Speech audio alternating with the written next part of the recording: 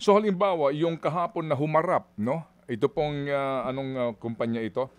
Yung QM, no? Tama. QM Builders. Yes. Tama ba?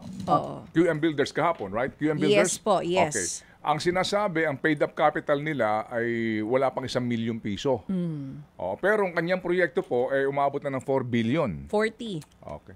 Hindi, 4 billion yung kanyang proyekto. Kaya daw niya ng 40 billion. Yun, Okay, up to max. Sige po. So, yung pong ganun, nakakuha daw po siya ng AAA na. Eh, yung kanyang paid up capital po, less than 1,000,000.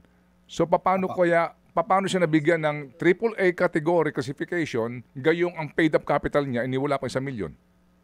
Unang-una po, Manong Ted, wala hong QM Builders Incorporated na may lisensya ho sa PICAB.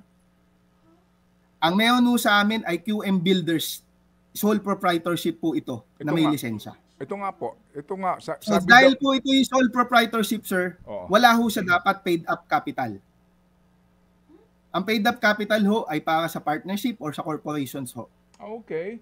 So, ibig sabihin, pag single proprietorship, isa lang ang may-ari ng kumpanya, wala na pong paid up capital na kailangan per your requirement? Opo. Ito po ay nasa batas na pwede hong mabigyan ng lisensya ang sole proprietor, ang partnership, one-person corporation, or corporation itself po. Okay. So ano logic doon? Nasa batas po na gaya po ng nabanggit ko, kailangan ho nilang mag-submit ng kanilang mga financial requirements po. Okay. Gaya ho ng unang-una ho, pinapakita nila meron ho ba silang pera sa bangko. So ito po ay papakitaan nila kami ng bank statement at kami naman ho, kasama ho sa requirement na yun, na kami ho ay allowed i-verify sa bangko kung ito ba talaga ay nasa pangalan ng nag-a-apply at may ganito ba talagang amount dun sa kanyang account. Kasama din ho dito kung sila ho ay may pagmamay-ari ho ng lupa o anumang property na nakapangalan ho sa sole proprietor, kasama din ho ito sa pag-i-evaluate ho namin upang malaman po ang kanilang net worth at kung aabot po ito sa level na kanilang ina-applyan o kung hindi ho aabot, pwede ho ma-downgrade o kaya ho ma-disapprove ang kanilang application. Opo. So sir, yung pong net contracting capacity na binabanggit, hindi sa inyo yon, sa procuring entity yon. Opo, Manong Ted, hindi po sa amin. So ihiwalay na po natin yan.